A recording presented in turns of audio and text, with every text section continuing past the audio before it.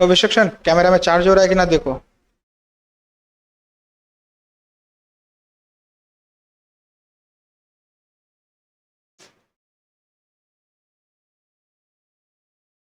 चालू करें।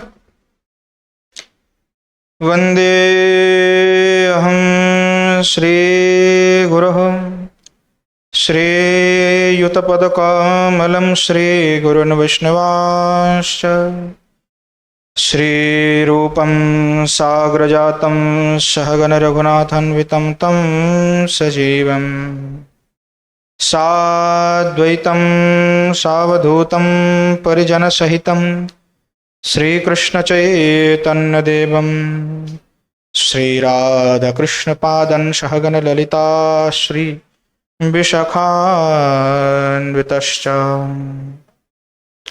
गौररामोषमारम्भं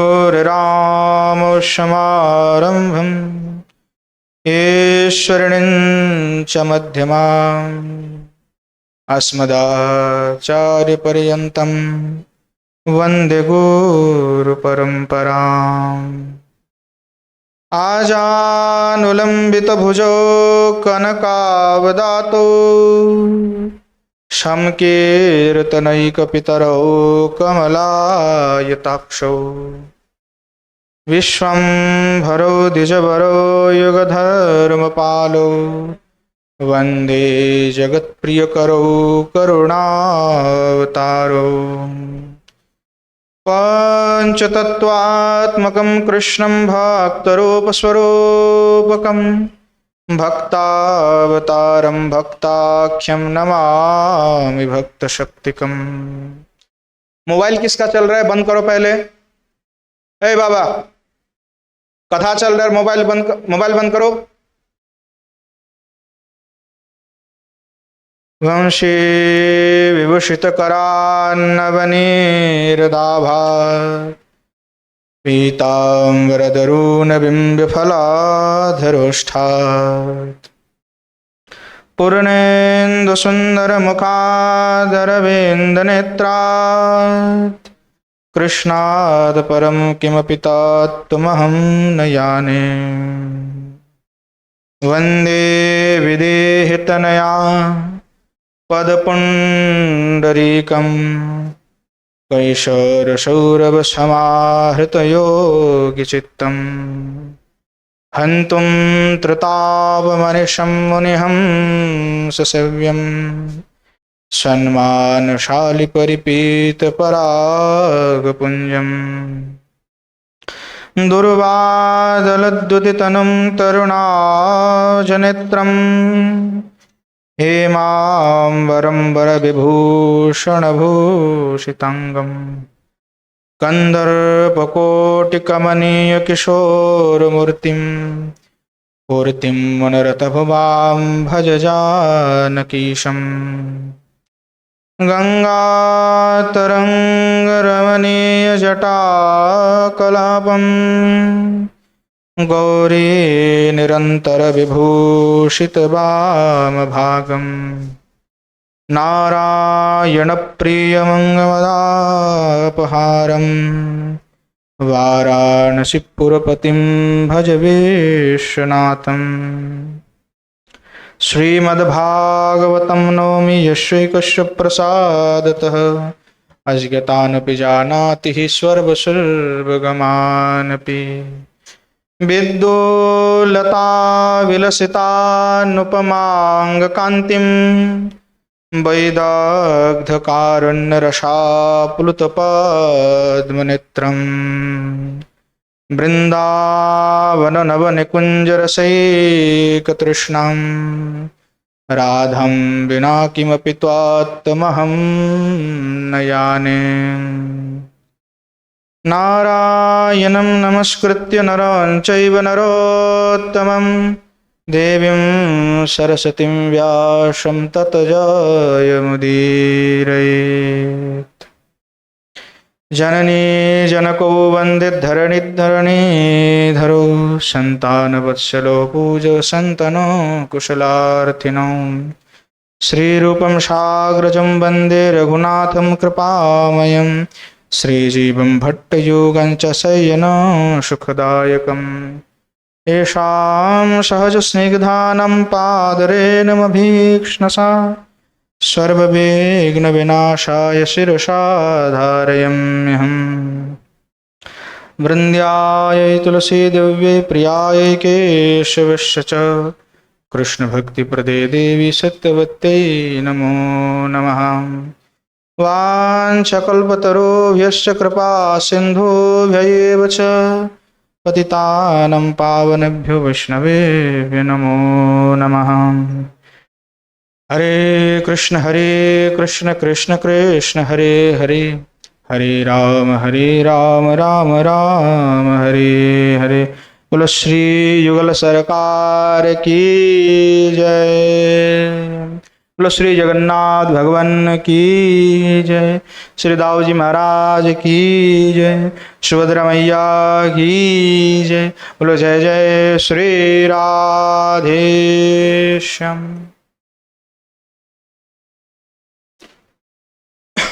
श्री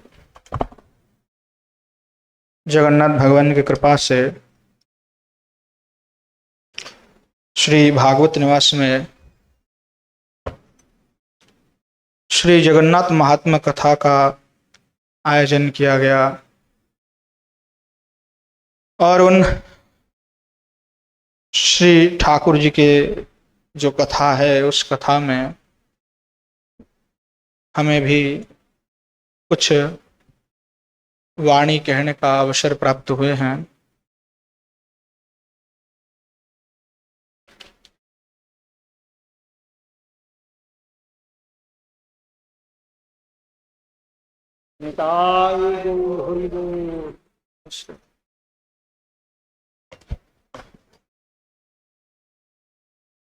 पूर्व में हमारे अनेक आचार्य ने श्री जगन्नाथ भगवान के अनेक महिमा गाथाएं जो है श्रवण कराए हैं और किस प्रकार से जगत के नाथ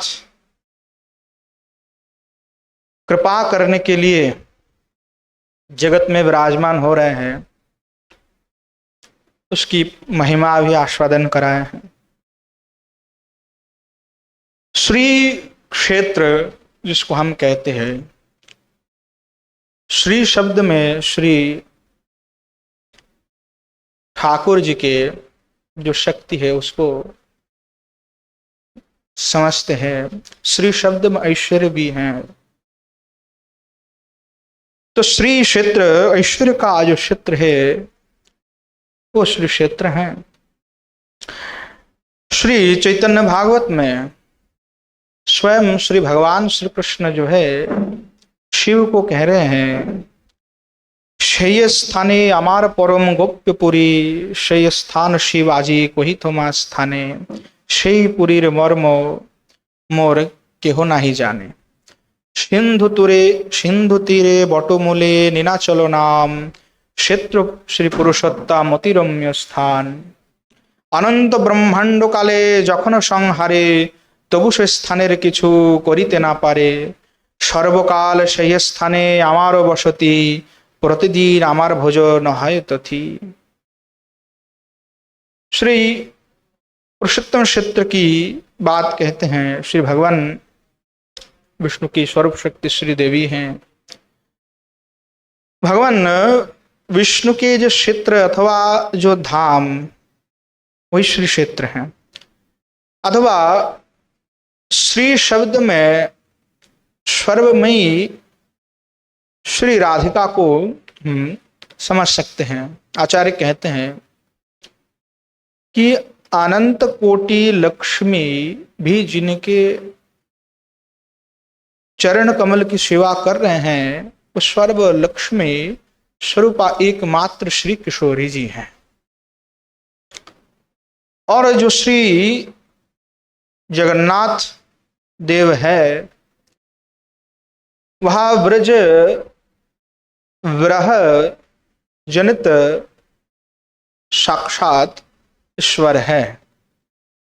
जिन कथाओं का आस्वादन करके जगन्नाथ जी का प्रकट हुए, वो ब्रज की कथा है। और अगर जगन्नाथ जी की महिमा हम कहने जाए, खास करके जो गौड़ीय हैं, तो श्रीमन महाप्रभु के बिना वो परिपूर्ण नहीं होता है। कितनी यादें श्रीमन महाप्रभु से वह जुड़े हुए हैं। वैष्णव तंत्र में उक्त हैं कि मथुरा द्वारका लीला यहा करती च गोकुले लीला चलस्ता कृष्णस्ता एव चरति प्रभु, कि श्री भगवान कृष्ण गोलक में, मथुरा में, द्वारिका में जो भी लीला का विस्तार करते हैं, वहां नीलाचल में स्थित होकर के उन सभी लीलाओं का भी प्रकट पुनः करते हैं। और इनसे सृष्ट धाम नहीं है, ऐसा शास्त्र में कहते हैं। पंचक्रोशमिदं क्षेत्रम समुद्रंत व्यवस्थितम दिक्रोशम तीर्थराजस्व तटभूमौ सुनिर्मलम शरणवालुकाकृणम नील पर्वत शोभितम सीमा प्रतीच क्षेत्रस्य शंकाकारस्य मूर्धनि शंकाग्र नीलकंठ स्यादे तत्पुरुष सुदुर्लभा परम पावनम क्षेत्रम साक्षात् नारायणस्य वै। ये साक्षात् नारायण के समान जो है महाराज, ये तीर्थ क्षेत्र पावन होकर के विराजमान है। हमारे परम पूज्य आचार्य पाद श्री सनातन गोस्वामी पाद अचल सचल श्री जगन्नाथ देव भगवान के स्तुति कर रहे हैं अपने श्री कृष्ण लीला स्तव ग्रंथ में कि श्री जगन्नाथ नीलाद्रि शीर मुकुट रत्न है, दारु ब्रह्मन घनश्याम प्रसीद पुरुषोत्तमा, प्रफुल्ल पुंडरीकाक्ष लवनाब्धितटामृतो गुटिकोदर माम पाहि नाना भोग पुरंदरा। अर्थात हे भगवान जगन्नाथ, आप नीलाद्रि के शिर मुकुट रत्न सदृश है, आप साक्षात दारु ब्रह्म है, केवल दारु नहीं है।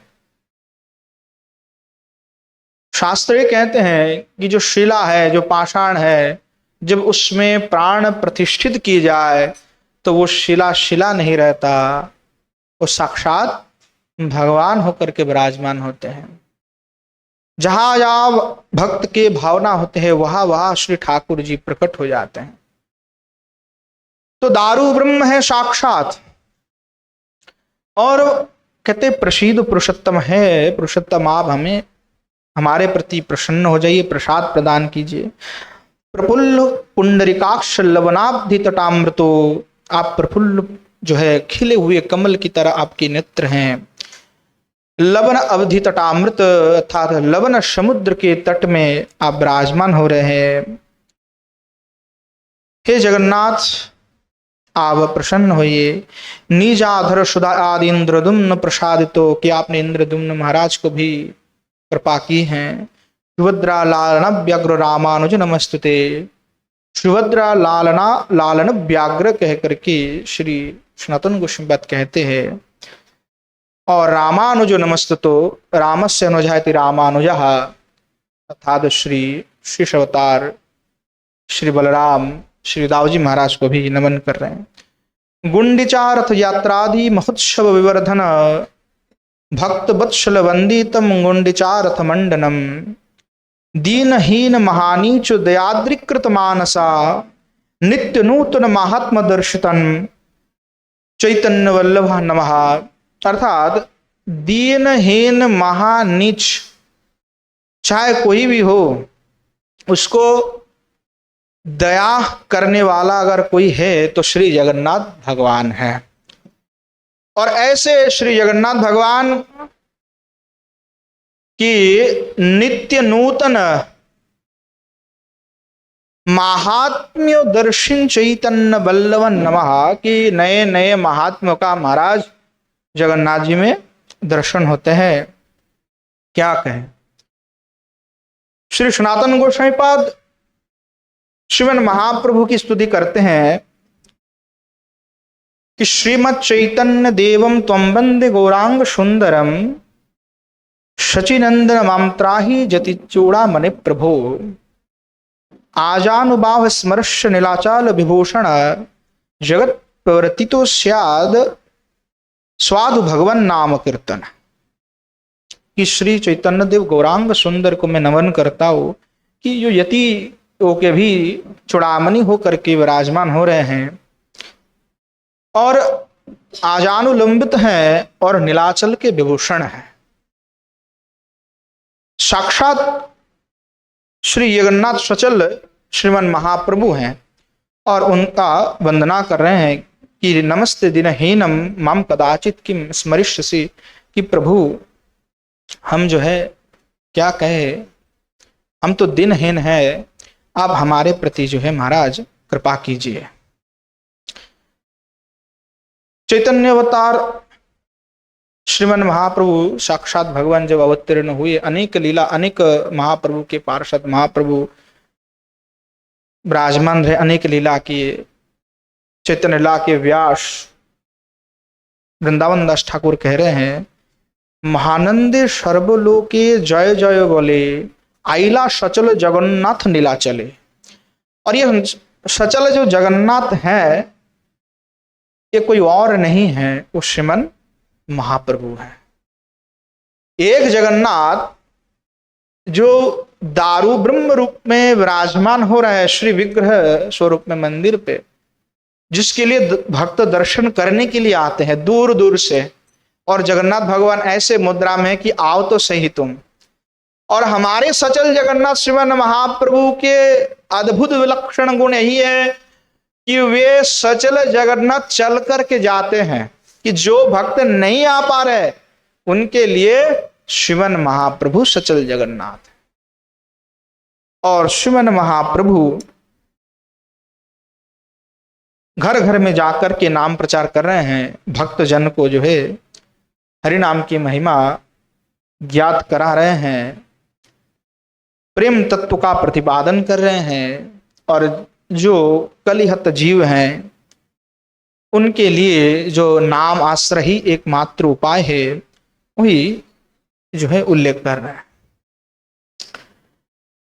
जगन्नाथ भगवान के अनेक लीला हमने पूर्व में सुने, अनेक हमारे पूर्व में आचार्य ने जो है कथा करी, और आचार्य ने अपने वाणी से बहुत ही सुंदर सुंदर कथा करी, कैसे श्री जगन्नाथ भगवान के प्रकट हुए, कैसे श्री ठाकुर जी प्रकट हुए, कृपा करी, सभी ने इसका श्रवण किया। तो हम जगन्नाथ भगवान के प्रमाण को लेकर के कई अनेक शंका रहता है। ऋग्वेद के दशम मंडल में 1550 सूक्त में उल्लेख है, क्योंकि वेद ही सर्व हमारे लिए प्रामाण्य है और वेद के परे और कुछ भी नहीं है। वेद नारायण साक्षात, वेद भगवान नारायण है। भागवत में उल्लेख है, जब यमराज के साथ यमदूतों का संवाद हुआ अजामिल उपाख्यान में, तो उस समय स्पष्ट करते हैं यमराज कि धर्म क्या है, कि जो वेद में वर्णना की गई है वो धर्म है, जो उसके विपरीत है वो अधर्म है। तो वेदानुकूल धर्म ही धर्म है, वेद प्रतिकूल धर्म धर्म नहीं है। तो वेद ही हमारे लिए परम प्रमाण है। वही हमारे श्री पूज्य जीव गोस्वामी पाद अपने तत्व संदर्भ में भी उल्लेख करके कहते हैं कि शब्द प्रमाण से कोई श्रेष्ठ प्रमाण नहीं है। और वेदांती 3 ही प्रमाण को स्वीकार करते हैं। जैसे हम गौड़ संप्रदाय हैं, तो ये वेदांत के संप्रदाय है, क्योंकि जो संप्रदाय है वो कोई मीमांसक है, कोई सांख्य है, कोई योग सूत्र से पातंजल योग सूत्र को फॉलो कर रहे हैं, कोई मीमांसक हैं, कोई न्यायिक हैं, कोई व्याकरणिक हैं। हम वेदांती हैं और ये वेदांत के ही संप्रदाय हैं। तो जो वेदांत है उसमें वेद को ही परम प्रमाण माना गया, तत्श्रुति को ही परम प्रमाण माना गया, और इससे बड़ा कोई प्रमाण नहीं है शब्द प्रमाण को छोड़ करके। तो ऋग्वेद में उल्लेख है कि अदो यद्दारु प्लवते सिंधु पारे अपरुषम तदा लवस्व दुर्हण तेन गच्छो परस्तम। और इसी मंत्र के व्याख्यान में श्री शयनाचार्य जी कह रहे हैं आदु विप्रकृष्ट देशे वर्तमान पुरुषम निर्मात्र पुरुषेण रहितम यद्दारु दारुमयम पुरुषोत्तमाख्यम देवता शरीरम सिंधो पार समुद्र तीरे प्लवते जलस्व पूरी वर्तते तद्दारु ये दुर्हण दुःखिन हननियो केनापि हन्तुमशक्य हे स्तोत्रारभस्व आलवस्व उपासत सत्वम तेन दारुमयन देवेन उपश्यमानेन परम तम अतिशयन तरिणीयम उत्कृष्टम वैष्णवम लोकम गच्छ। अर्थात दूरवर्ती स्थान अध्यक्ष निर्मात्र पुरुष स्वयं और पुरुष जो दारुमयी पुरुषोत्तम नमक भगवान है वो स्वयं दारु ब्रह्म स्वरूप में समुद्र तीर में विराजमान हो रहे हैं। हे अमर स्तवकारीण वह दारु ब्रह्म को आश्रय करो, अर्थात मनुष्य के लिए उपदेश कर रहे हैं कि हे अमर स्तवकारीण, अर्थात अमरा निर्जरा देवा इत्यादि जो अमर शब्द का अर्थ हुआ देवता, तो देवता के स्तव करने वाले जो मनुष्य हैं उन सभी को कह रहे हैं कि अरे तुम उस दारु ब्रह्म का आश्रय करो और स्तोत्रारभस्य आलयस्व उपासतस्व तेनो दारुमयेन देवस्व उपास्यमानेन परम अतिशयन तरिण्यम उत्कृष्टम वैष्णवम लोकम गच्छा। अगर वैष्णव लोक में गमन करने की इच्छा है तो उस दारु ब्रह्म का उपासना करो। यही श्रेष्ठ उपासना के द्वारा तुम जो है वैष्णव लोक में अवश्य ही जाओगे। महोमोपाध्याय रघुनंदन भट्टाचार्य ने भी अपने पुरुषोत्तम तत्व में इसके विषय में उल्लेख किए और वाचस्पति करके जो हमारे जो शब्द कल्पद्रुम है, शब्द के समूह जिसमें वर्णना की गई संस्कृत अभिधान ग्रंथ है, तो वाचस्पति में भी तारानाथ तर्क वाचस्पति ने में ही ये सभी विषय को उल्लेख किया कि श्री जगन्नाथ भगवान आज से नहीं है महाराज, अनादि काल से विराजमान है, ये कोई नए भगवान नहीं है। हाँ, किंचित कियद काद के लिए अवश्य ही वो अंतर्धान हुए, पर पुनः जगत को पावन करने के लिए महाराज भगवान जो है प्रकट हुए हैं। और श्री ठाकुर जी, श्री जगन्नाथ, श्री दाऊजी महाराज और सुभद्रा देवी, और तीनों का ही एकत्व है महाराज, तीनों में कोई भिन्नता नहीं है। श्री ठाकुर जी ही दाऊजी महाराज स्वरूप में विराजमान हो रहे हैं और श्री ठाकुर जी ही सुभद्रा स्वरूप में है, अर्थात उनके श्री शक्ति है, निज शक्ति है। शास्त्र में यद्यपि सुभद्रा को हम देखते हैं उनके बहन के रूप में, परंतु शास्त्र में सुभद्रा देवी के विषय में यह कहा गया कि केवल सुभद्रा जो है उनका लालना व्यग्र करके जो शब्द कहा कि केवल मात्र उनके बहन है ऐसी बात नहीं है, वो उनका निज शक्ति है। जैसे श्री राधिका है, उन्हीं के अंश में ही सुभद्रा जी है। भले ही यहाँ पे बहन रूप में वो विराजमान हो रहे हो, परंतु अगर विचार की जाए, तत्व की दृष्टि से देखी जाए तो उनके निज शक्ति है। तो हमारे श्रीमान महाप्रभु संन्यास लीला जब किए तो 18 वर्ष केवल नीलाचले स्थिति आपने आचोरी जीवे सिखाई लो भक्ति। महाप्रभु अपने जीवन के 24 साल में 18 साल केवल नीलाचल में ही विराजमान किए। हमने श्रवण किया कि हमारे लिए उपास्य श्री नवद्वीप बिहारी गौरचंद्र है ना, जो सन्यास मूर्ति है वो हमारे लिए उपास्य नहीं है।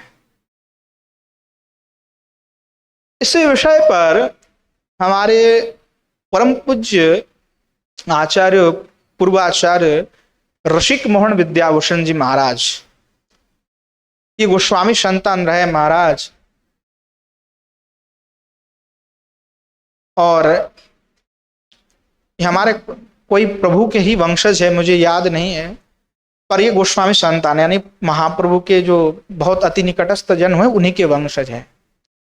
उन्होंने कई ग्रंथ लिखी और उनकी महिमा हम जब गौड़ीय वैष्णव जीवन पढ़ते हरिदास दास जी के, तो उसमें रसिक मोहन विद्याभूषण जी की जीवनी आते हैं। रसिक मोहन विद्याभूषण जी अपने ग्रंथ में लिखते हैं कि अगर हम केवल ये कहते हैं कि हमारे उपास्य गौरांग केवल नवद्वीप बिहारी है और 18 साल जो महाप्रभु नीलाचल में विराजमान होकर के जो राधा प्रेम में विगलित हुए, राधा भाव में भावित होकर के आंदोलित हुए, राय उन्मादिनी के भांति उन्मादग्रस्त हुए, विरह में तड़पे, महाप्रभु जब विरह में व्यतीत हो जाते, उस भाव दशा में पहुंच जाते, तो अपने मुख से स्वतः कुछ ना कुछ श्लोक बोल देते थे। तो रसिक मोहन विद्याभूषण जी महाशय लिखते हैं कि अगर राधा भावाविष्ट गौर का आस्वादन हमने नहीं किया तो गौर लीला हम जान ही नहीं पाए। जो 18 साल नीलाचल में स्थित होकर के जो राय उन्मादिनी की तरह जो लीला को श्रीमन महाप्रभु ने प्रकट करी है, अगर उसका आस्वादन आप नहीं किए तो महाप्रभु को आप जान नहीं सकते। तो जीवन का 18 साल केवल नीलाचल में ही श्रीमन महाप्रभु ने व्यतीत किया और इससे पहले 6 साल श्रीमन महाप्रभु नीलाचल में गमनागमन किए, आवागमन किए। तो मानो साक्षात जो स्वचल जगन्नाथ है वो आकर के कृपा कर रहे हैं।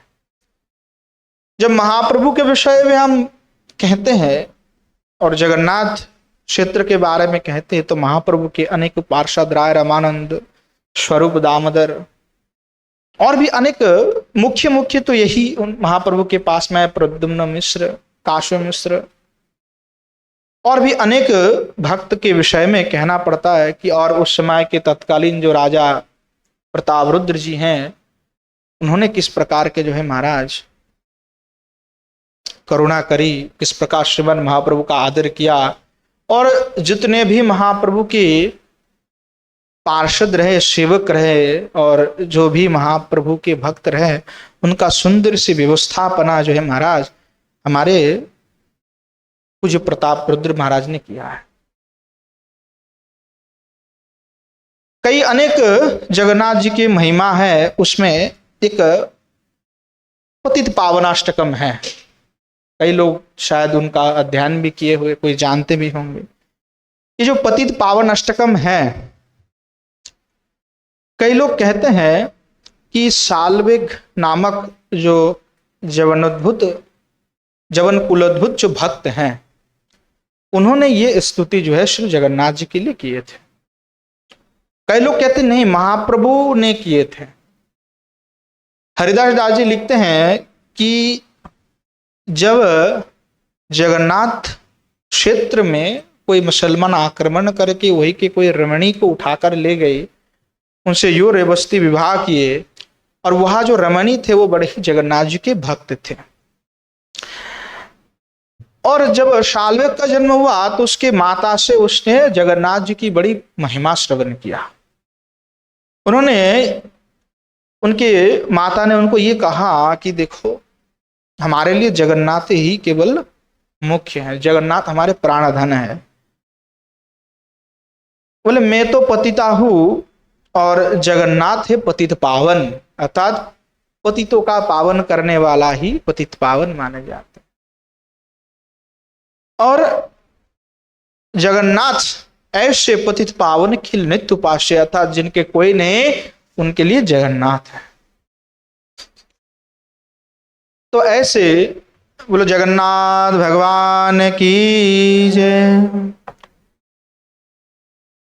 तो जब शाल्वेक जगन्नाथ जी का दर्शन करने के लिए आए, क्योंकि उनके चित्त बड़े ही व्याकुल हुए उठे कि अब दर्शन करना है, प्रभु की दर्शन के बिना हम नहीं रह सकते। तो जगन्नाथ क्षेत्र में जब आए और जगन्नाथ मंदिर के अभ्यंतर में प्रवेश नहीं कर पाए, क्योंकि मंदिर में प्रवेश करना विजाति के लिए निषिद्ध है। और जब वो नहीं कर पाए तो सिंहद्वार में बाहर ही रह करके शाल्विक जो है श्री जगन्नाथ भगवान के निकट में अतीव शकातर प्रार्थना की और ऐसे तीव्र क्रंदन और प्रार्थना और आरती से आकृष्ट होकर के श्री जगन्नाथ भगवान बड़देउल से सिंहद्वार में उपनीत और तब से पतित को कृपा प्रदान करने के लिए सिंहद्वार में श्री पतित भगवान के रूप में श्री भगवान अधिष्ठित हो रहे हैं और शाल्विक के अनेकों पदावली उड़िया भाषा में प्राप्त होता है।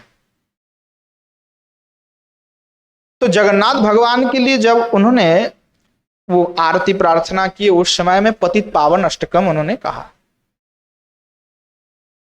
तो पतित पावन अष्टकम का हम किंचित आस्वादन करेंगे। श्री शाल्विक जी कहते हैं, सचिंत इव लक्ष्य से स्वपदि में चरित्रम स्मरण परम कलित साहस स्वपतित पावन व्रतात न माम गणयो पुरा नहि विचार कालोद्धुना व्रतम विसृज्य वाथवा वरद पावयनम जनम। कह रहे हैं कि हे प्रभु, मेरे जो चरित्र हैं उसका स्मरण करके मैं बड़ा चिंताकुल हो रहा हूं। सचिंत ईव लक्ष्य से शब्दी में चरित्रम स्मरण परम कलित साहस प्रतिपावनत्व व्रतात। परंतु फिर मन में एक ऐसा विचार भी हो रहा है कि आप तो पतित पावन हैं और आपका व्रत ही पतित को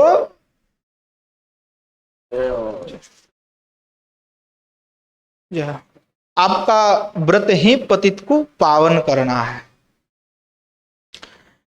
इसलिए कलित साहस, इसलिए मुझे साहस भी मिल रहा है। ना माम गणयो पूरा नहीं विचार काल अधुना, आप पूर्व में मुझे कभी गणना नहीं की है, परंतु अब विचार की समय भी नहीं है, नहीं विचार काल अधुना। व्रतम विसृज्य बाथ बाप वरद पावन जन्म। इसीलिए यहां तो आपकी व्रत को आप त्याग कर दो कि आप पतित पावन है, क्योंकि आपने पतित पावन व्रत लिए हैं और जब व्रत लिए हैं तो हम तो पतित हैं, उनको पावन करने के लिए प्रभु आप नहीं आ रहे हैं। तो जो पतित पावनत्व व्रत आपकी हैं उसको त्याग दीजिए, अथवा वरद पावनम जलम की प्रभु इस पतित को आप पवित्र कर लीजिए। शाल्विक जी कहते हैं, न राघव न वायसो न खलु चद्यस्महम न खलो अजामिल नरक कनाश नारायण प्रधानम अपराधिनम परिविढष्ण मम पापिनम क्षमाजल निधे वीदन शबदि सावधान भव। करे कि हे राघव, न वायस, बोले मैं वह जटायु नहीं हूं, मैं वो कौवा नहीं हूं। हे कृष्ण, नखोलू कृष्ण चद्य अस्माकम, में चेदिराज शिशुपाल नहीं हो। ना फल अजामिल नरक नाश नारायणा, कि हे नरक त्राता नारायण में अजामिल भी नहीं हो। प्रधानम अपराधीनम परिविढष्टमम पापिनम, कि हे क्षमा जल निधे, इस क्षमा के सागर, कि मैं सबसे बड़े पापी हूं। प्रधानम अपराधीनम, अपराधीन मतलब अपराधियों में मैं प्रधान हूं और प्रभु अपराधियों का। अपराधियों का प्रभु माने श्रेष्ठ है वो अपराधियों में। तो प्रभु इसलिए आप पतित पावन हैं, इसलिए सबसे बड़े पापी को आपको पावन करना होगा। इसलिए थोड़ा सा मेरे प्रति प्रभु आप देखे, विदन शपथ सावधान भव, कि प्रभु थोड़ा सावधान होकर के मेरे प्रति मनोनिवेश कीजिए, मेरा कल्याण कीजिए। यदुद्यघु लेखन काल न जाग्रोदंगुली मिलत प्रखर लिखनी मुख विगाथ विद्युत्तमः अलम कीलो ललज्जीर शपथ चित्रगुप्तादय स्वेश पतिताग्रणी सदय रक्ष दक्षो सिचेत। कह रहे हैं कि जद उद्याद अघलेखना कलन जागृत अंगुली मिलत प्रखर लेखनी मुघात विद्युत्तमः, कि मैं इतना बड़ा पापी हूं महाराज कि जिनके प्रति क्षण क्षण में पाप जिनसे उद्गत हो रहे हैं, और ऐसे पापी कि उस पापी की जो पाप है उसको लिखने के लिए चित्रगुप्त का अंगुली के अग्रभाग में स्थित जो तीक्ष्ण लेखनी है, उस लेखनी विघात विद्युत्तमः, कि वो लेखनी भी महाराज टूट गई है। लिखते लिखते अब लिखने में सामर्थ्य नहीं, कितने पापी में हूं प्रभु। और इससे अलम कील ललज्जीर स्वपति चित्रागुप्तादय, कि महाराज ये क्या कहे, जब लेखनी का मुख नष्ट हो गया तो कार्य निष्फल होने के कारण चित्रगुप्त लज्जित हो गए कि भाई कितना बड़ा पापी है कि उसकी पाप लिखने में भी मैं समर्थ नहीं हो रहा हूं। ऐसा में पापी, ऐसे में अधम, स एष पतिताग्रणी स्वदय रक्ष दक्षो सिचेत, कि प्रभु ऐसे पतित को, पतितों के अग्रज में हूं, अग्रणी श्रेष्ठ हूं पतित में, तो आप स्वदय रक्ष दक्षो सिचेत, कि प्रभु आप तो दयाल है, दया के सागर है, इसीलिए आप जो है मुझे कृपा कीजिए, मुझे रक्षा कीजिए। विदन्नपि हृदंतरे प्रतिपदम यदहं कृते यते यदुपति नते विफला व्रतेष्यदिति यतोसि जगतु गुरु स्मृति निषधस्ततो न नाम च भजामि यद्यथु वृथा क्रुधम मा कृधा। हे यदुपति, मैं सुना कि आपकी व्रतों कदापि निष्फल नहीं होता है। इसी का अनुभव मैं अपना हृदय पे किया और मैं अपने पाप के विषय में यत्न कर रहा हूं कि हे जगत गुरु, आप मुझ पर कृपा कीजिए। मैं आपका भजन जो नहीं कर पा रहा हूं, इसलिए आप मुझ पर वृथा क्रोध ना करें, अपितु मुझ जैसा पतित के ऊपर आप कृपा कीजिए। अनंत यदगावली मनन सावधानात्मकैर नीजे दुरीत मंडले निखिल साभिक्षिर निक्षिते जना जगति निर्भया जय जयेति जल्पन्तिमुम प्रभो खल धूरंधरम पतित पावनश्चेदवा। कि हे अनंत, आप ऐसे हैं कि आपको जो भी दर्शन कर लेते हैं उसका तो उद्धार महाराज हो जाता है। आप साक्षात रूप में विराजमान होकर के पाप का हरण करते, जो भी आपको दर्शन करने के लिए जगन्नाथ भगवान आता है, जब वो आपके नयन से नयन मिलाते हैं तो उस समय तुरंत उस पापी का, उस भक्त का, हाँ कोई नीच अधम क्यों ना हो, उसका भी प्रभु आप कल्याण कर देते हैं। उसकी पाप राशि को प्रभु आप जो है नष्ट कर देते हैं।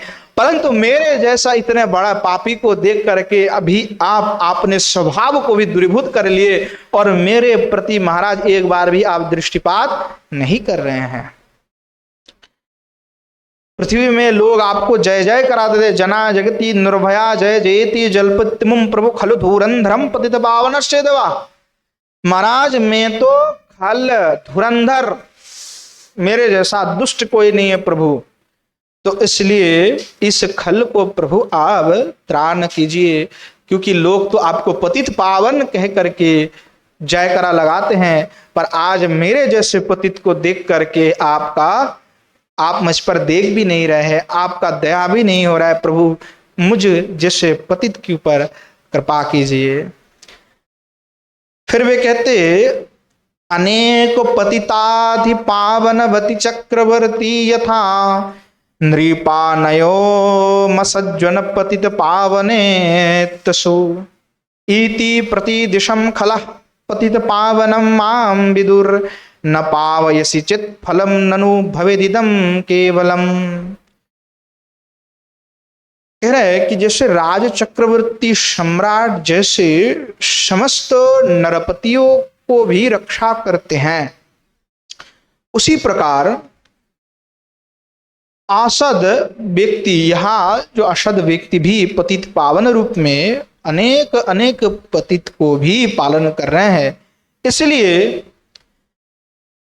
सभी लोग मुझे जो है, जो दुष्ट है वो कहते मुझे दुष्ट का शिरोमणि, है ना। अर्थात जैसे चक्रवर्ती सम्राट है उसके अंडर में सभी नरपति राजा हैं, अब कुछ भी होगा तो चक्रवर्ती सम्राट रक्षा करेंगे क्योंकि हम उसके अधीनस्थ राजा है। तो महाराज मैं पापियों का चक्रवर्ती सम्राट हूं, साल्वेग जी खुद को कह रहे हैं। और इसलिए महाराज सभी जितने दुष्ट हैं वो दुष्ट क्या कहते हैं कि हमारे रक्षक तो साल्वेग हैं। तो ऐसे में पतितों का भी चक्रवर्ती सम्राट हूं।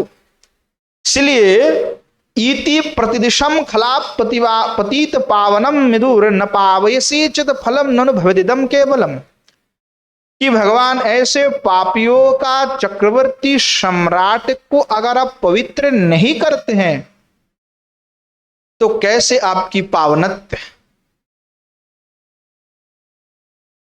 आप तो पतित पावन है, तो इस चक्रवर्ती को क्या आप कृपा नहीं करेंगे?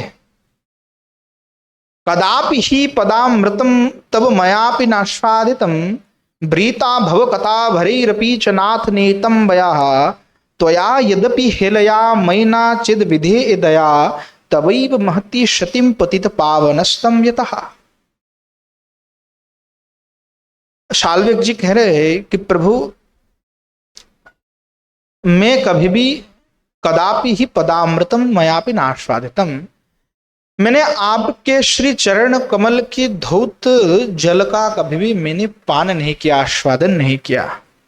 वृथा भव कथा भरीरपि च नाथ नीतम वयाः, अर्थात पार्थिव विषय व्यापार समूह में लिप्त रह करके मैंने अपने वृथा आयु को भी अतिवाहित किया। त्वया यदि हेलया मई न चिद विधया दया, अगर आप अवज्ञा करते हुए, अवहेला करते हुए मेरे ऊपर दया प्रदर्शन नहीं करते हैं तो इससे आपकी ही हानि होगा, क्योंकि आप पतित पावन हैं। और लोग जो पतित पावन कह करके आपकी जयकरा लगाते हैं वो जयकरा भी निष्फल हो जाएगा, क्योंकि मुझ जैसे पतित के ऊपर आप दया नहीं कर रहा है। भवान परम धार्मिको प्रकटिताति कारुणिकः स्वतंत्र चरितो यदि स्वयमयंच किम निदृश आलम किमोपि चित स्वकं पतित पावनात्वादिकं प्रदर्शयितु नान्यथा भवतु हे यशः सर्वथा। कि भगवान आप परम धर्म रक्षक हैं और अति करुणा के प्रकाशकारी हैं। फिर भी आप स्वाधीन स्वभाव विशिष्ट हैं, आपका जो मन चाहे भगवान आप वो कर सकते हैं। आप तो स्वाधीन स्वतंत्र है। भगवान, क्या यह जो व्यक्ति हैं क्या वो भी इस प्रकार के नहीं है? अलम किमपि च स्वकम पतिपत पावनत्वादिकम, मेरे जैसे स्वतंत्र व्यक्ति जो भजन से कोई उनका मतलब नहीं है, भजन में कभी तो कर ही नहीं पाया अपने जीवन पे, मैं पतित हूं प्रभु, तो आप मुझ पर कृपा कीजिए, क्योंकि आप तो पतित पावन हैं। आपकी पतित पावनत्व जो गुण है, उस पतित पावनत्व गुण का प्रदर्शन कीजिए। अगर आप ऐसा नहीं करते हैं तो क्या होगा? बोले प्रभु प्रदर्शे तो नान्यथा भवतु में यशः सर्वता, कि प्रभु आपकी जितने जश है सुना में वो सब व्यर्थ हो जाएगा।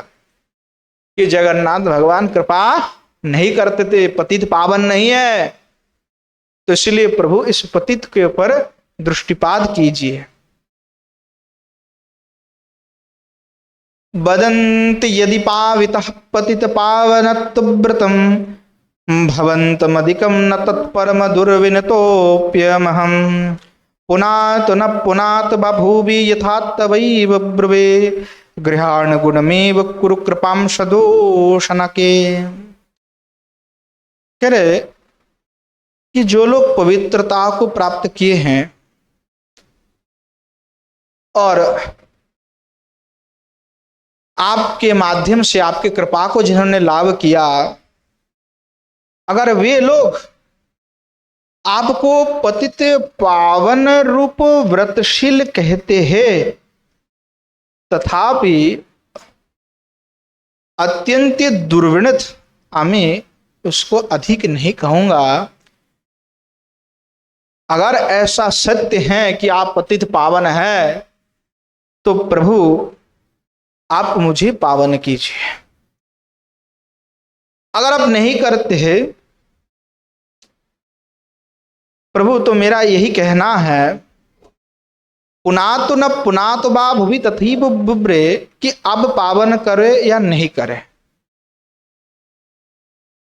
फिर भी मैं ये कहूंगा भगवान, इस पृथ्वी में आप बताइए कि सदोषणा के ऐसा कौन व्यक्ति है इस पृथ्वी में जिसमें कोई दोष नहीं है? ऐसा कौन सा जीव है जिसमें कोई भी दोष नहीं होता है?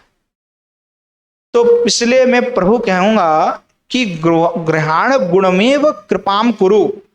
प्रभु मेरे जो दोष हैं उस दोष को हटा दीजिए, दोष को नहीं प्रभु, मेरे जो गुण हैं उसको ग्रहण कीजिए, और मुझे कोई कुछ नहीं चाहिए प्रभु, कोई अपेक्षा नहीं है प्रभु। जब इस 9 श्लोक में साल्विक जी ने स्तुति किया, तो श्री भगवान जगन्नाथ से अब रहा नहीं गए। श्री जगन्नाथ भगवान तब जो है साल्वक के ऊपर कृपा करने के लिए सिंहधार में जो है आकर के दर्शन दिए। बोलो पतित पावन श्री जगन्नाथ भगवान की जय। तो आचार्य कहते हैं कि जो जगन्नाथ भगवान हैं वो नीच से नीच के प्रति भी कृपा करते हैं। अनेकों भगवान के अवतार हुए जिसमें बहुत कुछ विचार विवेचना है, पर जगन्नाथ जी एक ऐसे हैं कि महाराज वो सबको दर्शन देने के लिए आ जाते हैं, पर वो तो केवल जगन्नाथ क्षेत्र तक सीमित है महाराज, उसके बाहर तो नहीं है। तो उसके बाहर अगर कोई है तो सचल जगन्नाथ श्री महाप्रभु है। और आज जो हम यहाँ विराजमान है वो श्रीमन महाप्रभु के कृपा से। इस कोई भारत भूमि के कोई अलग अलग प्रांत से महाराज यहाँ पे हम सभी आए हुए हैं। कहा श्रीमन महाप्रभु बंगाल में आविर्भूत हुए और उड़ीसा में जाकर के विराजमान हुए, और हम सभी उनकी परम कृपा को आज पा करके सभी एकत्रित हो रहे हैं। ये परम पावनत्व गुण श्रीमन महाप्रभु में विद्यमान है। तो ऋषिकमण विद्याभूषण जी आपने लेखनी में कहते हैं कि अगर श्रीमन महाप्रभु के उन नीलाचल लीलाओं का आस्वादन हम नहीं करते हैं तो महाप्रभु के प्रकृतस्थ जो स्वरूप है उस स्वरूप को हम नहीं जान सकते। श्रीमन महाप्रभु किस प्रकार से विलाप कर रहे हैं जगन्नाथ क्षेत्र में विराजमान होकर के। श्रीमन महाप्रभु कभी कभी श्री जगन्नाथ भगवान को देखते, कभी गुंडीचा को देखते, कभी समुद्र में चले जाते हैं, दर्शन करते वृंदावन लीला का स्मरण आ जाता है। श्री मन महाप्रभु के कुछ विलाप उक्ति का हम आस्वादन करेंगे क्योंकि समय भी हमारे पास अधिक नहीं है।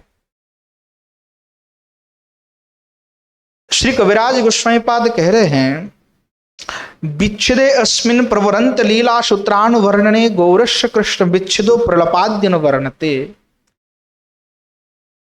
और श्रीमन महाप्रभु जब श्री किशोर जी की भाव में भाविष्ट हो जाते हैं, अर्थात जब कृष्ण का विच्छेद अनुभव श्रीमन महाप्रभु करते हैं तो प्रलाप श्रीमन महाप्रभु करते हैं। और उसी का व्याख्यान आचार्य पाद कर रहे हैं कि किस प्रकार श्रीमन महाप्रभु विलाप कर रहे हैं। चटक पर्वत देखी गोवर्धन भ्रमे धाइया चले आर्तनादे कोरिया क्रंदने। चटक पर्वत को श्रीमन महाप्रभु जब देखे और देख करके महाराज गोवर्धन का भ्रम हो गया कि गोवर्धन है, और गोवर्धन को दर्शन करते ही महाराज आर्तनाद करते श्रीमन महाप्रभु क्रंदन करते हुए दौड़ पड़े। उपवनोद्यान देखी वृंदावन ज्ञान तहा जाय नाचे गाय शने मूर्छा जान। कहा नहीं सुनि जे भावेर विकार সেই ভাব হয় প্রভুর শরীরে প্রচার। হস্তপদয়ের সন্ধি যত বিতস্তি প্রমাণে संधि छाड़ी भिन्न है चर्म रहे स्थाने।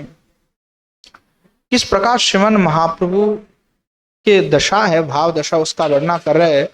कभी तो वर्णना करते करते कंठ अवरुद्ध हो जाता है महाराज अंत लीला का जब हम श्रवण करते हैं, कि कभी कभी तो नाचते हैं, कभी गायन करते हैं, कभी महाराज मूर्छित हो जाते हैं, कभी कभी हस्तपद जो सिकुड़ जाता है, कुर्माकृति हो जाते हैं।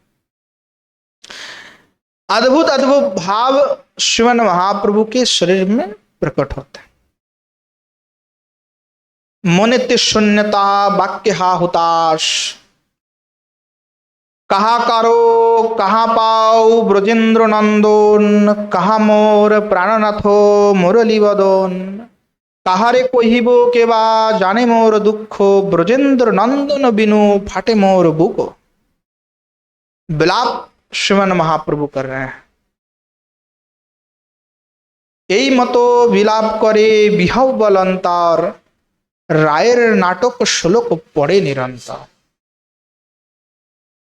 विलाप किस प्रकार कर रहे हैं। राय रामानंद की जो लिखित जगन्नाथ वल्लभ नाटक है, महाप्रभु बार बार उसका आस्वादन करते हैं।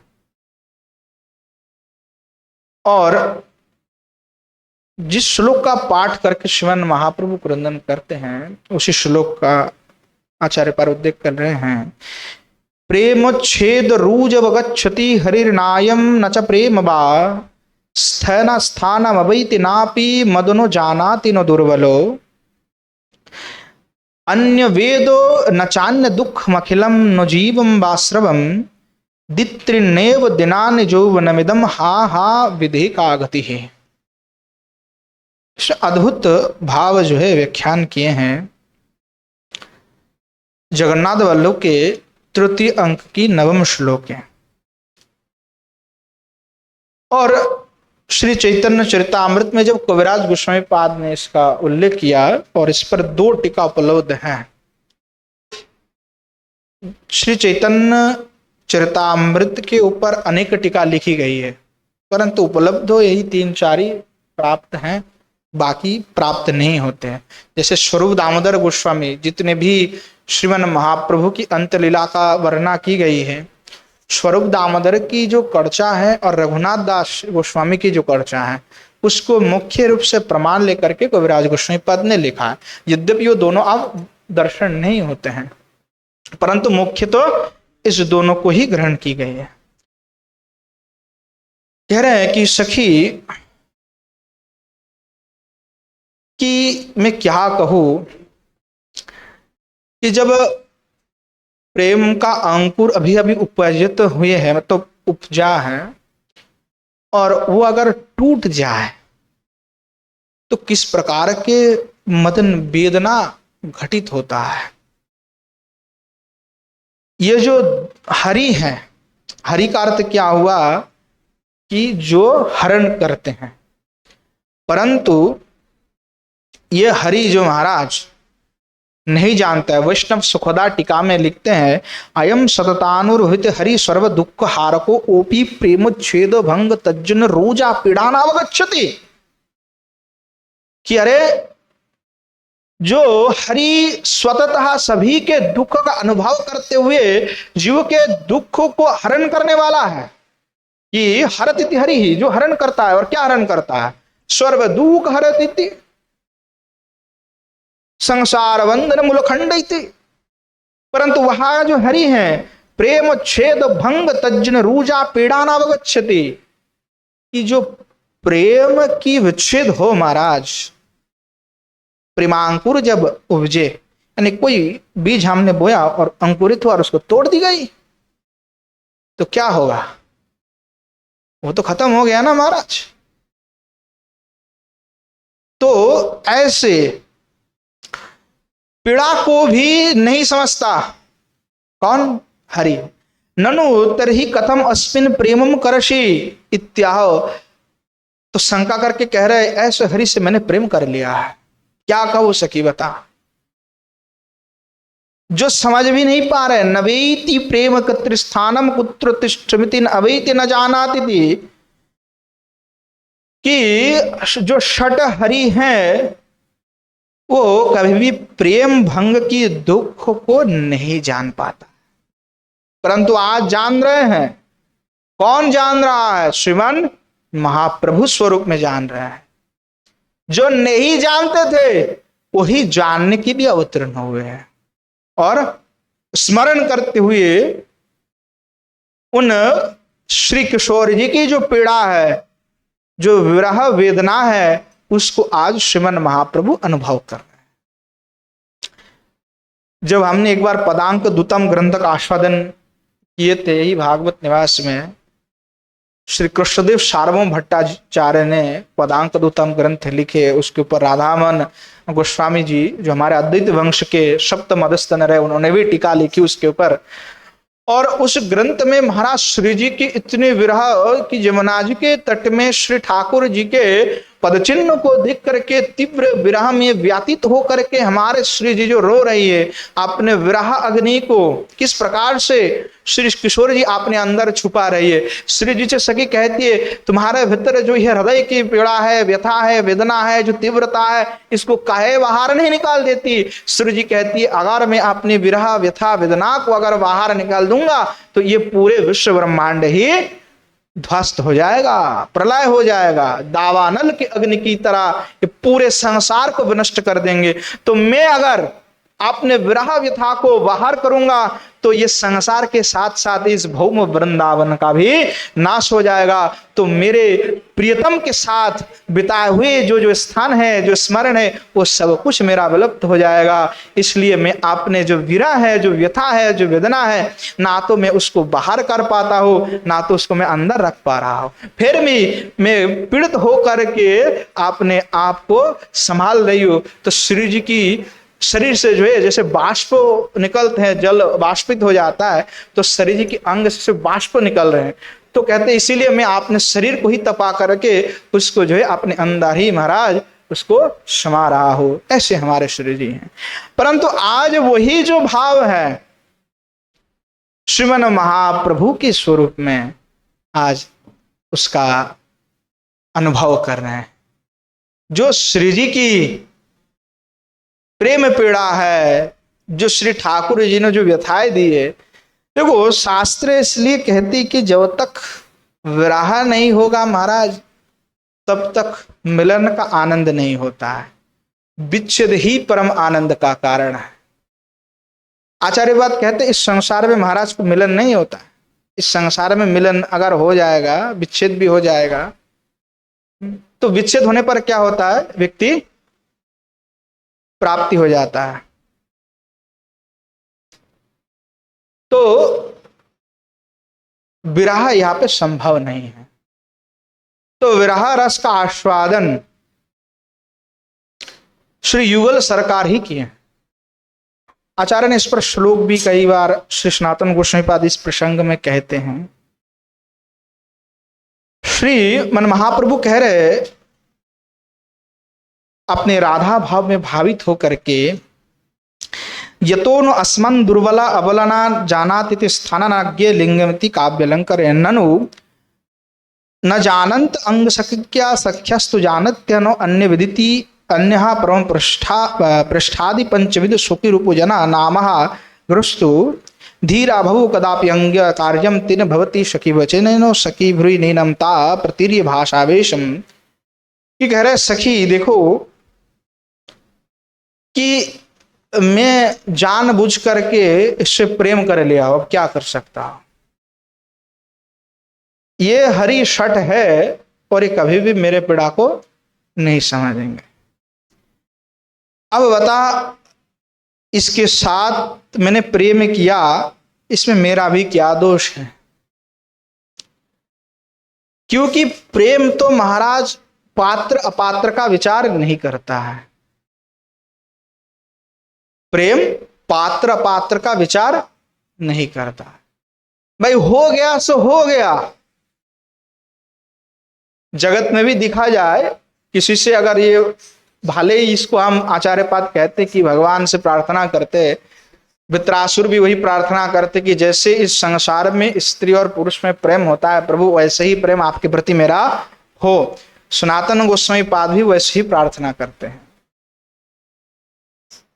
तो संसार में भी जो कथित तौर पे जो प्रेम है, वहां पे भी ऐसे कोई पात्र अपात्र का महाराज विचार नहीं होता। काला है, सफेद है, देखने में सुंदर है, ऐसे कुछ भी नहीं दिखाया जाता। हो गया महाराज।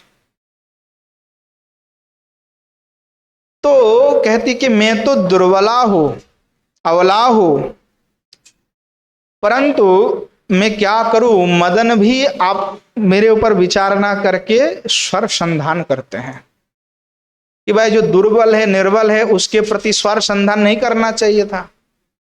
परंतु फिर भी मदन जो है महाराज मेरे ऊपर ये स्वर संधान करते हैं। सखी मैं क्या कहूं, किसी का दुख क्या दूसरा कोई समझ सकता है। जो पीड़ा में है वही महाराज समझ सकता है।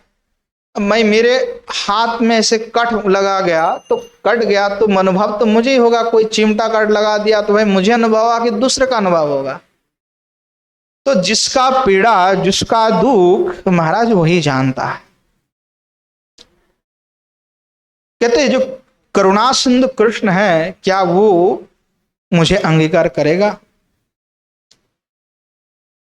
क्योंकि इनके वाक्य का तो कोई अता पता नहीं है, कोई ठीक नहीं है,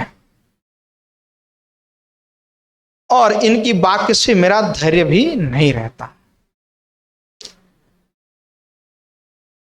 श्री जी कहती है कि देखो सखी, जीव का जो जीवन है वो महाराज चंचल है, और ये वाक्य अधीन नहीं है किसी के। सखी अगर ये जीवन भी रह जाए परंतु यौवन कितने दिन रहेगा? यह जो रमणीय यौवन है वो तो 2-4 दिन के लिए स्थायी है। हाय हाय विधाता, अब मेरा क्या गति होगा? तो उसी का व्याख्यान कविराज गोस्वामी पाद कहते, उपजिलो प्रमांकुरो भांगिले जे दुख पुरो, कृष्ण ताहा नाहिक करे पान, बाहिरे नागरराज ভিতরে সটেরো কাজ, परनारी बधे सावधान, शोकी है ना बुझी है विधिर विधान। यही जो श्लोक का भाव व्याख्यान है श्री कविराज गोस्वामी पाद निबंधन करते हैं। श्रीमन महाप्रभु प्रलाप करते हुए कहते हैं,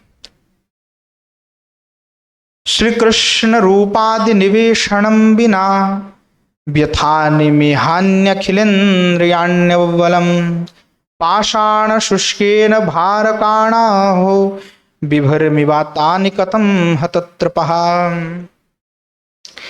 कह रहे हैं कि श्री कृष्ण के रूप आदि निष्वर्ण की व्यातीति ही मेरा दिन समूह व्यर्थ जा रहा है। मेरे चक्षु प्रभृति जो इंद्रिय हैं वो कृष्ण के रूप गुण लीला माधुर्य का पान नहीं कर रहे, तो ये व्यर्थ ही चले जा रहे हैं। हाय हाय पाषाण शुष्क काष्ठेन्द्रियवत, यह सभी जो आकर्मण्य इंद्रिय है इसको कैसे वहन करे? ये सब शुष्क की तरह है, क्योंकि जो भगवान कृष्ण के जो नेत्र भगवान कृष्ण का दर्शन नहीं करते, ठाकुर जी का दर्शन नहीं करते, वो नेत्र वृथा है। भागवत में तो स्पष्ट रूप से कहा कि जिसके हस्त कमल श्री ठाकुर जी की सेवा ना करे, अंग की अर्चना ना करे, वो हस्त वृथा है। जिसकी पद श्री ठाकुर जी की मंदिर के दर्शन के लिए गमन ना करे, उसकी पद वृथा है। जिसके नासिका श्री ठाकुर जी के गले के जो माला इत्यादि का सुगंध को जो है आग्रहण ना करे, वो सब नासिका व्यर्थ है। जिसका जिह्वा श्री ठाकुर जी के गुण और नाम का जो महात्मा का वर्णन न करे, वो सब महाराज व्यर्थ ही है। तो ये सब तो व्यर्थ है महाराज। तो भक्त जो है केवल श्री ठाकुर जी के दिव्य रूप का गुण का गायन करते हैं, दिव्य रूप का दर्शन करते, स्मरण करते हैं। और हमारे श्रीमन महाप्रभु जो आपने भाव में भावित हुए और भावित होकर के जगत जीव को इस परम तत्व को प्रदान किया कि गोपी के अनुगत्य में ही हमारे भजन है। और शांत दास्य सख्य वात्सल्य मधुर जो 5 रस हैं, इन रसों में उत्तरोत्तर श्रेष्ठ कहते हुए मधुर रस को ही मुख्यता दी गई है। और मुख्य जो मधुर रस है उस रस में भावाविष्ट होकर के ही भजन हमें करना है, ऐसा हमारे आचार्यों का ही कथन। श्रीमन महाप्रभु जब नीलाचल में विराजमान हो रहे हैं उस समय कभी कभी स्वरूप दामोदर से, कभी राय रामानंद से जो चर्चा होता है वो बहुत बड़ा विशाल प्रसंग है, और उसमें हम छिड़ जाए तो महाराज घंटा भर पता ऐसे ही नहीं चलता। महाप्रभु के अत्यंत जो निकट जन में स्वरूप दामोदर गोस्वामी का नाम अग्रगण्य है। श्रीमन महाप्रभु किस प्रकार है, जब गुंडीचा मारन हो रहा है तो उस समय कोई भक्त जो है गौड़ीय श्रीमन महाप्रभु के चरण में जल देकर उस जल का पान किया, और श्रीमन महाप्रभु तब बड़ा क्रोधित हो गए। हाँ, स्वरूप दामोदर को कहते हैं तुम्हार गौड़ीय भक्त है। तो इस वाक्य से श्रीमन महाप्रभु ये कहना चाहते हैं कि देखो तुम्हारे गौड़ीय भक्त जितने गौड़ीय है संप्रदाय के महाराज, वो सभी स्वरूप दामोदर के अनुगत्य में है। तो महाप्रभु तो बाह्य रूप से बड़ा फटकार लगाए हैं, परंतु अंतर में तो महाप्रभु कैसी भाव नहीं थे, तो जगत को शिक्षा देने के लिए जब सर्व दामोदर भक्त को लेकर के बाहर भगा दिया, वो आए, फिर जो है प्रणिपात करके महाप्रभु से क्षमा प्रार्थना किया, महाप्रभु ने कृपा कर दी। महाप्रभु ऐसे हमारे हैं। गदाधर पंडित निरंतर श्रीमन महाप्रभु के साथ में रहे महाराज, जैसे श्री किशोर जी है वैसे ही साथ में रहे। गदाधर पंडित गोपीनाथ भगवान की सेवा करते हैं। एक बार नित्यानंद प्रभु जो है कुछ सूक्ष्म वस्त्र और कुछ उपहार लेकर के पहुंच गए, और गदाधर पंडित बड़ा स्वागत किया नित्यानंद प्रभु का। और फिर जब नित्यानंद प्रभु के लिए जब भोजन बनाना प्रारंभ की, तो क्या बना है, जो इमली का पत्ता होता है ना, बहुत ही सूक्ष्म वाला जो पत्ता है, उसको लिया, उसको पीसा और उसमें नमक जल से जो है महाराज मिला दिया और उसको बनाया। तो वो एक अद्भुत है महाराज। तो महाप्रभु दौड़ करके उधर आए और कहे कि अच्छा, इधर बढ़िया चकाचक आनंद भोजन हो रहा है और मुझे ही नहीं बुलाए गए। हाँ भाई, नित्यानंद के लिए जो बना है उसमें मेरी भी तो भाग है, मुझे भी तो आस्वादन कराओ। तो हमारे सचल जगन्नाथ महाराज कहीं भी पहुंच जाते हैं। एक बार महाप्रभु ने जब नवद्वीप के लिए पुनः आना चाहे, तो गदाधर पंडित जी भी आना चाहते थे। तो बड़ा दोनों में जो है तर्क हो गए, महाप्रभु में और गदाधर पंडित में, क्योंकि गदाधर पंडित चाहते हैं कि महाराज मैं सेवा करूं महाप्रभु के, कहीं पे भी जाएगा मैं सेवा नहीं छोड़ने वाला। पर इधर प्रतिज्ञा भी लिया है कि क्षेत्र संन्यास और गोपीनाथ जी की सेवा।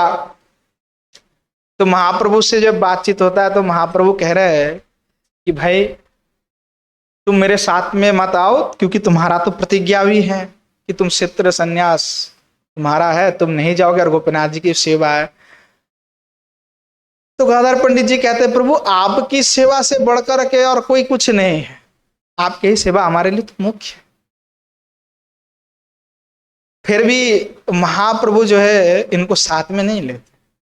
जब श्रीमन महाप्रभु अकेला इधर से चल दिया अलग होकर के, गदाधर पंडित भी अलग से चल दिया।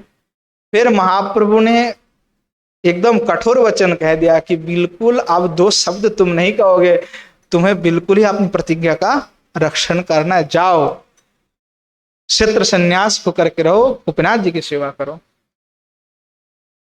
और गदाधर पंडित जी एक वाक्य नहीं कहा। श्रीमन महाप्रभु निरंतर उनके श्री मुखारविंद से भागवत आस्वादन करते थे। श्री राय रामानंद जब श्रीमन महाप्रभु से मिले, कितना दिव्य अद्भुत मिलन, राय रामानंद संवाद। तो श्रीमन महाप्रभु जब जगन्नाथ क्षेत्र में रहे, अनेकों लीला की। आचार्य ने तो बहुत ही जितना हो सके कि ग्रंथ विस्तार के वजह से अति संक्षिप्त महाराज लिखा। हमारे बहुत सारे उड़िया भक्त भी हुए जो श्रीमद महाप्रभु के जो पंच सखा कहे जाते, बलराम दास जी जब जगन्नाथ जी में रथ यात्रा हुए तो अत्यंत काम प्रभाव के कारण जो महाराज वो किसी वेश्या के घर पे चले गए। उस दिन रथ यात्रा थी और जो वेश्या ने महाराज ऐसी फटकार लगाई कि जगन्नाथ जी की रथ यात्रा है और तुम उसमें नहीं जाते हो, शर्म नहीं आता है। उसको बड़ा धुतकार दिया और उसके मन में भी आया कि नहीं अब तो रथ यात्रा में जगन्नाथ जी की दर्शन करने अवश्य जाना है। जब महाराज जगन्नाथ जी में रथ में चढ़ने के लिए गए, ठाकुर जी का दर्शन करने के लिए पंडों ने महाराज रोक दिया कि महाराज आगे नहीं जा सकते, इसका तो चरित्र ही हमने पहले श्रवण कर लिया, ऐसे दुष्चरित्र व्यक्ति। महाराज दुखी होकर के चल गए। चक्र तीर्थ में जाकर के बालुकाओं से रथ निर्माण करके महाराज रथ खींचना प्रारंभ कर दिया। इधर महाराज रथ चलना बंद हो गए और उधर श्री ठाकुर जी हमारे चलने लगे। अब इधर महाराज हाय हाय हो गया कि क्या हो गया, क्या हो गया भाई, रथ क्यों नहीं चल रहा है। प्रताप रुद्र महाराज चिंतित हो गए कि क्या हुआ क्या हुआ। बड़े आयास प्रयास किया गया महाराज, रथ से तो महाराज इधर से उधर नहीं गए।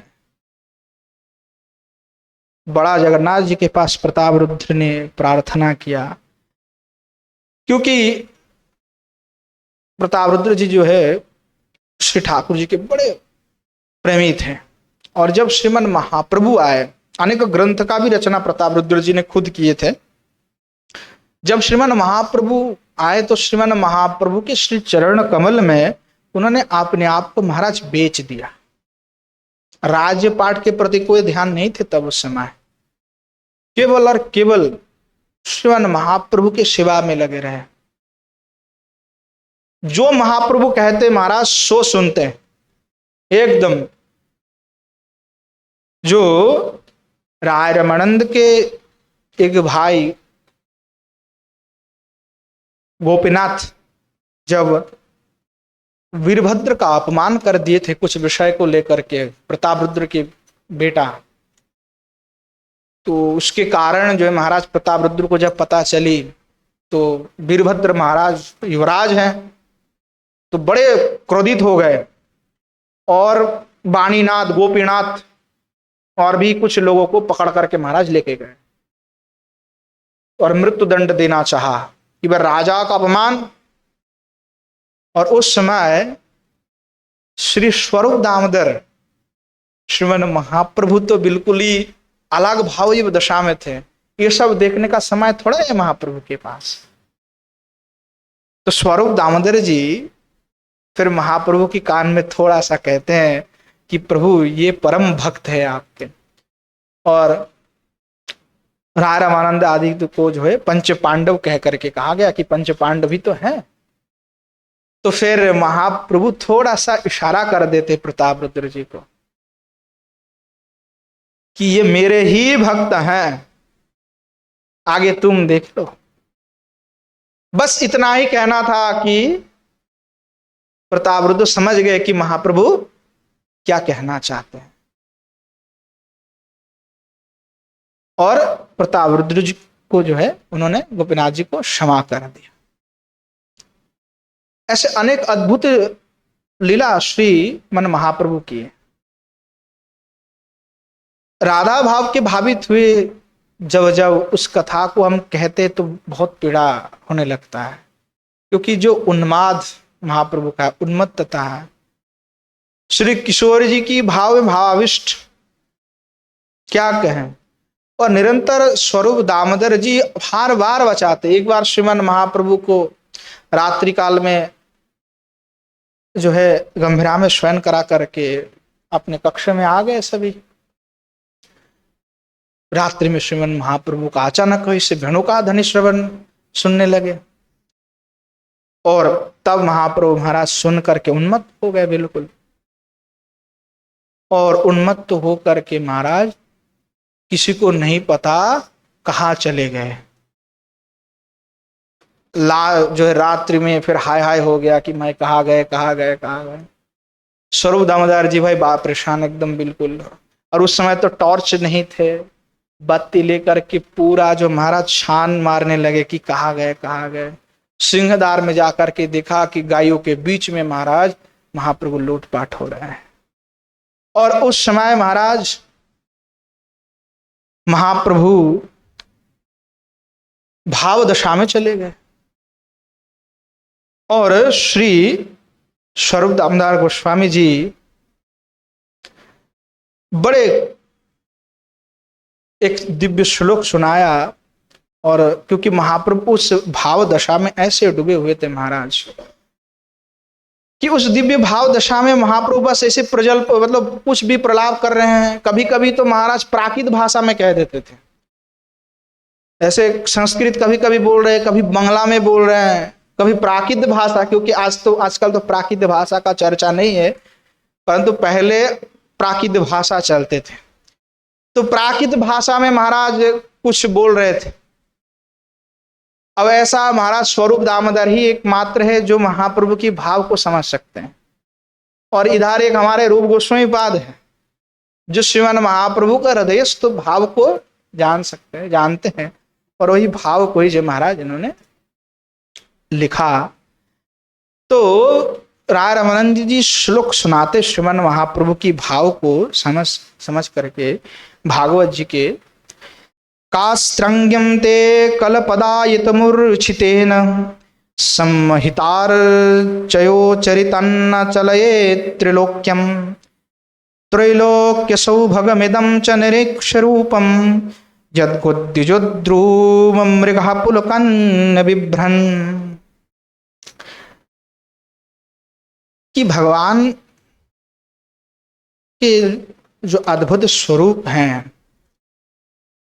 कि प्रभु जब श्री भगवान अब श्याम सुंदर नटवर वेश का धारण करते हुए जब भगवान वंशिका वादन करते हैं, अर्थात आरोह आरोह क्रम से विविध प्रकार से जब मूर्छनाओं से युक्त जो करके वेणुवादन करते हैं, ऐसे तान को सुन करके महाराज ऐसा कौन होगा जो आकर्षित नहीं होगा, कौन विस्मृत नहीं होगा। गो पक्षी वृक्ष हरिण भी रोमांचित हो जाते हैं, पुलकित हो जाते हैं। और आप बताओ, ऐसे अद्भुत दिव्य शब्दों को सुन करके कौन सजन आर्य के जो पथ है उस पथ को त्याग ना कर देगा।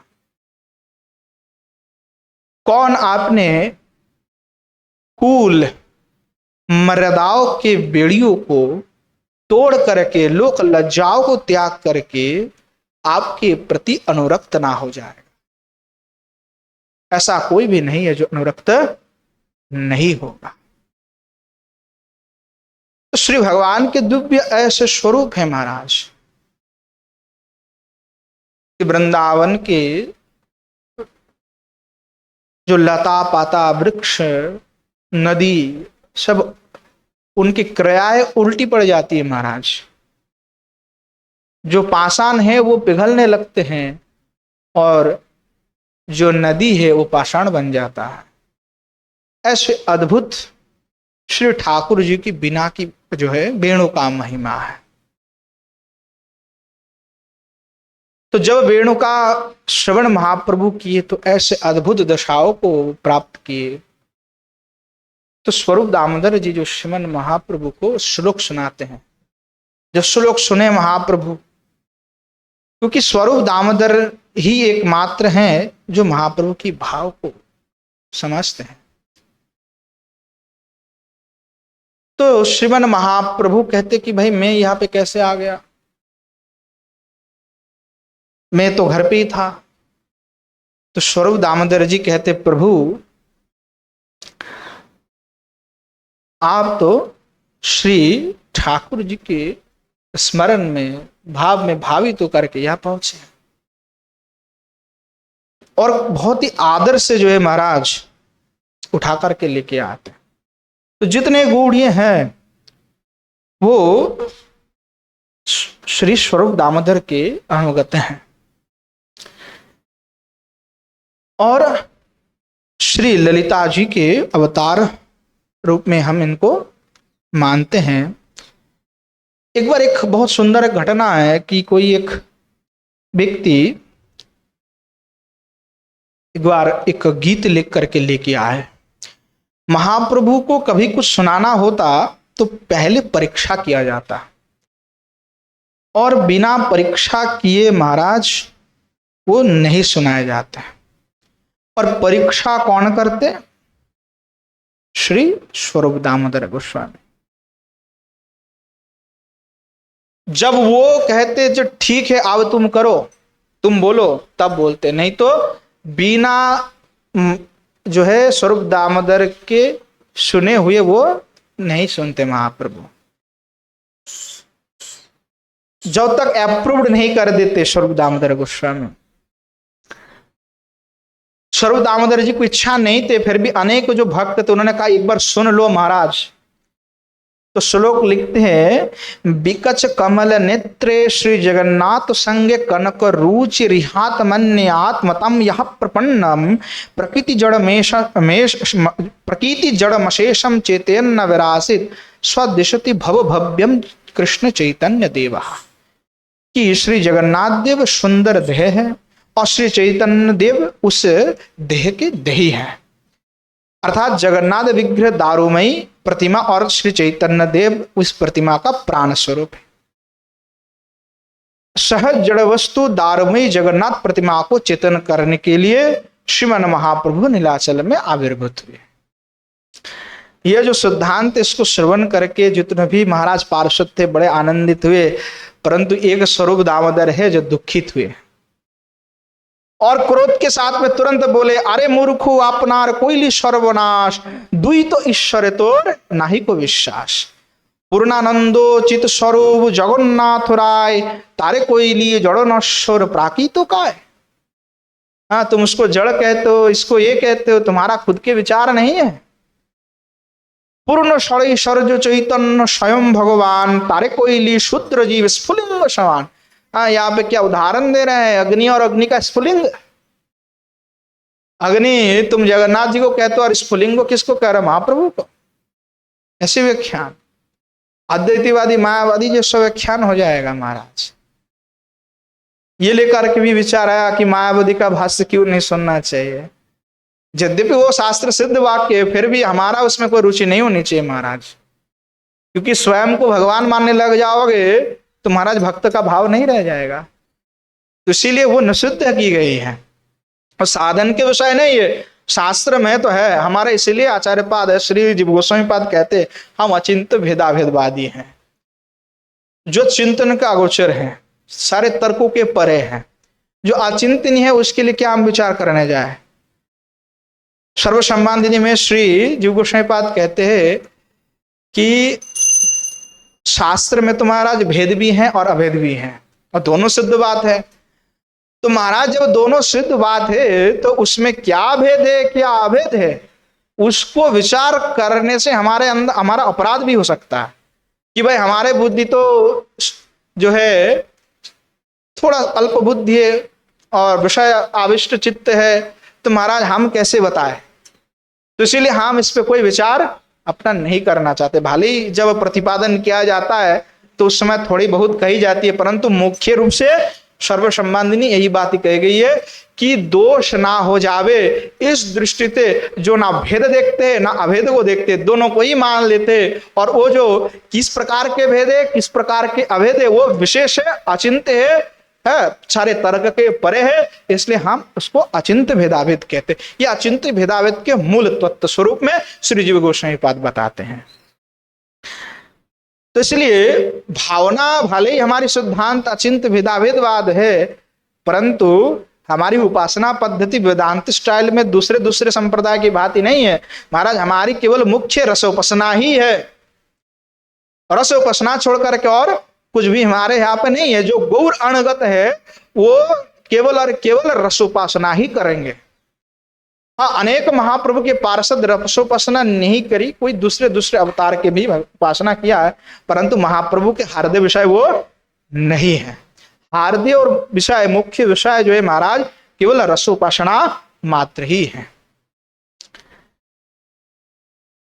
तो इसलिए श्रीमन महाप्रभु को जब सुनाने आए तो स्वरूप दामोदर ने जब सुनी तो बड़ा फटकार लगाते वो कहा कि दुई ठाई अपराधे पाई भी दूर गोती, अतत्व तत्वर्णे तारे गोती। आर्या कोरिया छो परम प्रमाद, देही देही भेद ईश्वरे कोइला अपराध। ईश्वर नाही कोभु देहो देही भेद, स्वरूप देहो चिदानंदो नाही को विभेद। कहा पूर्णानंद ईश्वर जो कृष्ण महेश्वर, कहा शूद्र जीव दुखी मायारो किंकर। महाराज बहुत फटकर लगाया। और जब ये सिद्धांत महाराज सभी सभा में विराजमान सुने वो सारे महाराज स्तंभित हो गए। और वहां जो कोई था महाराज वो लज्जा भय से बड़े विस्मित हो गए। और जैसे हंसो मद्दो बको था, हंसों के बीच में बक जैसे महाराज चुपचाप हो जाता है, वैसे वो महाराज मौन हो गया। फिर भी स्वरूप दामोदर ऐसे महाप्रभु के भक्त है कि कृपाशील है और कृपा करते हुए उस कवि के प्रति जो है भले वो दोषयुक्त श्लोक था उसमें रसाभास था, फिर भी उनको शोधन करते हुए श्री स्वरूप दामोदर जी कहते कि जाओ भागवत पढ़ो वैष्णवेर स्थाने, एकांत आश्रय करो चैतन्य चरणे। भागवत पढ़ना है तो महाराज वैष्णव के निकट में पढ़ो। वैष्णव तो भगवत के अधिकारी ही नहीं है। आजकल अनेकों कथाकार कथा करते हैं जो वैष्णव ही नहीं है महाराज, दूसरे शैव है, शाक्त है, गणपत्य है, वो भागवत के महाराज अधिकारी नहीं है। जो भागवत के अधिकारी है वैष्णवो विप्रा, विरक्त वैष्णव विप्रा, विरक्त होना चाहिए। देखो विरक्त का अर्थ है दो प्रकार के, विशेष रूपेण रक्ता इति विरक्ता, जो विशेष रूप से भगवान के साथ रक्त हो वो विरक्त है, और दूसरा विषय न जो है रक्त है वो विषय विरक्त नहीं हो सकता। जो दूसरे वही रक्त आता, वही विषय के प्रति जिसका कोई भी आसक्ति नहीं है वो महाराज विरक्त है। और वैष्णव होना चाहिए महाराज, बिना वैष्णव के नहीं होगा। विष्णु उपास्य यह सब वैष्णव, विष्णु जिनके उपास है वैष्णव है महाराज। ये तो बहुत आसान सी बात है। विरक्त वैष्णव विप्र और ब्राह्मण भी हो, मतलब तीनों हो तो महाराज बढ़िया चकाचक। और वैष्णव तो महाराज कोई भी व्यक्ति जाति के हो सकते, उसमें तो कोई महाराज बाध्यबाधकता नहीं दी गई है। तो वैष्णव ही इसके अधिकारी हैं। तो जब तक भागवत आदि शास्त्र का अध्ययन आप वैष्णव के निकट में नहीं करते तब तक महाराज आप उस तत्व को नहीं जान सकते, नहीं समझ सकते। और चैतन्य चरण में आश्रय करो। चैतन्य भक्त गणेर नित्य करो संगो, तबे जानिबा सिद्धांत समुद्र तरंगो। जब तक चैतन्य भक्त के नित्य संग नहीं करोगे तब तक तुम सिद्धांत समुद्र को नहीं जान सकते। तबे पांडित्य तुम्हार होइबे सफल, कृष्णेर स्वरूप लीला वर्णिबा निर्मल। अगर भगवान के लीलाओं को वर्णना करना है, अपने पांडित्य को सफल करना है, तो महाराज पहले जाकर के वैष्णव से अध्ययन करो। तो वैष्णव के निकट जब तक महाराज अध्ययन नहीं कर लेते हैं तब तक आपको कभी भी ये ज्ञान प्राप्त नहीं हो सकता। इस प्रकार जो है महाराज फटकार लगाई और फिर वर्णना भी किया कि जगन्नाथ जो है कृष्ण के आत्मा स्वरूप है, किंतु दारुब्रह्म स्थावर स्वरूप। इस प्रकार जो है कृष्ण और जगन्नाथ में कोई महाराज भेद नहीं है। और महाजोई कृष्ण शई गौर शई जगन्नाथ, इस तीनों में महाराज कोई भेद नहीं है, एक ही तत्व है। तो एक महाराज स्वचल जगन्नाथ हमारे महाप्रभु हैं, और जो महाराज विग्रह स्वरूप में जगन्नाथ जी विराजमान हो रहे हैं। बोलो श्री पतित पावन जगन्नाथ भगवान की जय। इस प्रकार जो है श्री हमारे आचार्यों ने बड़े ही अद्भुत व्याख्यान की है। कभी समय मिलेगा तो श्रीवन महाप्रभु के और भी जो लीला है उसका हम आस्वादन करेंगे। आज समय भी हमारी समाप्त हो चुके हैं, तो आज यहीं पे जो है विश्राम देते हैं। अगर वाणी में कोई अगर दोष है, अगर मेरे से कोई गलती हुई है तो आप सभी क्षमा कीजिएगा। प्रेम से बोले जय जय श्री राधे श्याम निताय गौर शतनाथ प्रेमानंद हरि हरि। सभी विराजमान रहिए, क्योंकि हमारे पश्चात में और एक महाराज जी है, उनका थोड़ा कथा करेंगे। ठीक है, जय जय श्री राधे। इसको थोड़ा साइड करो, इसको थोड़ा साइड कर दो।